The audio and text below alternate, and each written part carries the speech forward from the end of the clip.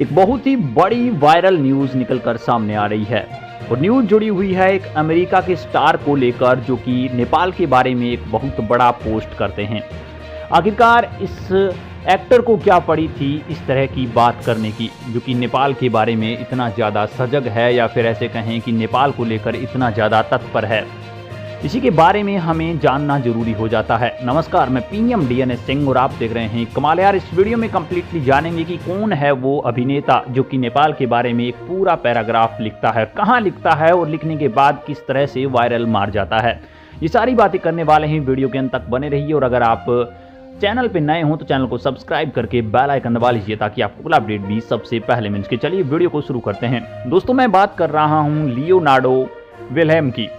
Wilhelm जो कि यहाँ पे बहुत ही ज़्यादा लोकप्रिय हैं और डिकैप्रियो हैं जो कि अमेरिका के अभिनेता हैं और इसके साथ साथ फिल्म निर्माता भी हैं। उन्होंने एविएटर में अपने प्रदर्शन के लिए सर्वश्रेष्ठ अभिनेता का गोल्डन ग्लोब पुरस्कार भी दिया गया है। तो आप सोच सकते हैं कि कितने ज़्यादा फेमस हैं। उनका जन्म की अगर बात करें तो 1973 के अंदर हुआ था। अभी वो 49 साल के हैं और वो नेपाल के बारे में लिखते हैं कि नेपाल में जल विद्युत बांध निर्माण में हिम तेंदुओं और लुप्तप्राय लाल पांडाओं के लिए पृथ्वी के सबसे प्राचीन स्थानों में से एक को खतरा है। उन्होंने इसके ऊपर जोर दिया है कि एक ऐसी धरती जहां पर प्रकृति को सबसे ज़्यादा महत्व दिया जाता है और वहां पर इस तरह की परियोजनाएं कहीं न कहीं खतरे से खाली नहीं है। स्थानीय समुदाय नेपाली सुप्रीम कोर्ट ने यहाँ पे लुक्बा सांबा जैव संस्कृति विरासत विशेष संरक्षण क्षेत्र की पवित्र नदियों पर इस निर्माण योजना को रोकने का भी आग्रह किया है, लेकिन उसके बावजूद सरकार इसके ऊपर कदम क्यों नहीं उठा रही। शानदार चुजम और बखांग नदियाँ, इसके साथ साथ लहोमी सिंगसा और भोटे लोगों के लिए बहुत बड़ी पवित्र मानी जाती है, जो नेपाल के सबसे हाथिए पर रहने वाले स्वदेशी लोगों में से एक हैं। और इसके साथ साथ उन्होंने ये भी कहा है कि ये समूह भूमि का सम्मान करते हुए खेती करते हुए औषधि और जड़ी बूटी बनाते हैं जो कि पूरे विश्व भर में प्रसिद्ध है।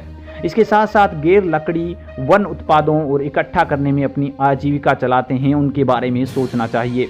यदि निर्माण किया जाता है तो यह बांध 2020 में पहली यहाँ पे निर्वाचित स्थानीय सरकार द्वारा अधिनियमित लुगम्बा सांबा जैव संस्कृति विरासत विशेष संरक्षण क्षेत्र अधिनियम और प्रक्रिया का स्पष्ट उल्लंघन होगा, जो कि विनाशकारी और जल विद्युत सड़क निर्माण और खनन प्रथाओं को रोकता है। इसके साथ साथ लोमी सिंगसा और भोटे लोगों को इस महत्वपूर्ण प्रसिद्धि के संरक्षक बने रहने में मदद करें और जैसा कि यहाँ पे पीढ़ियों से करते आ रहे हैं। बायो में लिंक दिया हुआ है, उसके ऊपर जाके वोट करें। फोटो का क्रेडिट वो देते हैं लुक्बा सांबा समुदाय को। यानी कि ये सब कुछ जानते हैं नेपाल की संस्कृति के बारे में, नेपाल के अंदर रहने वाले लोगों के बारे में, नेपाल की हर एक उस कल्चरल वैल्यू के बारे में जो कि वो सदियों से बचा कर रखता आया है और इसी को लेकर वो बात करते हुए नजर आते हैं। इसका मतलब स्पष्ट है कि वो नेपाल से बहुत ज़्यादा प्रेरित हैं और नेपाल की इस सांस्कृतिक विरासत को काफ़ी ज़्यादा अद्भुत मानते हैं। इसीलिए वो मानते हैं कि जल विद्युत परियोजना को बंद कर दिया जाए, लेकिन इससे एक घाटा भी है क्योंकि अर्थव्यवस्था के अंदर बहुत बड़ा भूचाल आ सकता है। एक बहुत बड़ा प्रोजेक्ट है जिसे आप टेक्नोलॉजी के अंदर आगे जा रहे हैं जैसे कि अमेरिका जैसे देश, तो उसके लिए कहीं ना कहीं खतरा भी है कि हमें भी इस टेक्नोलॉजी को अपनाना पड़ेगा। लेकिन टेक्नोलॉजी अगर आप अपनाएंगे तो नेपाल को सांस्कृतिक विरासत में तो खतरा झेलना ही पड़ेगा। अब देखना ये होगा कि क्या प्रकृति को ही महत्व फिर से देगा नेपाल, या फिर अपनी टेक्नोलॉजी को बढ़ाकर या फिर अपनी अर्थव्यवस्था को सुधारने में महत्व देगा नेपाल।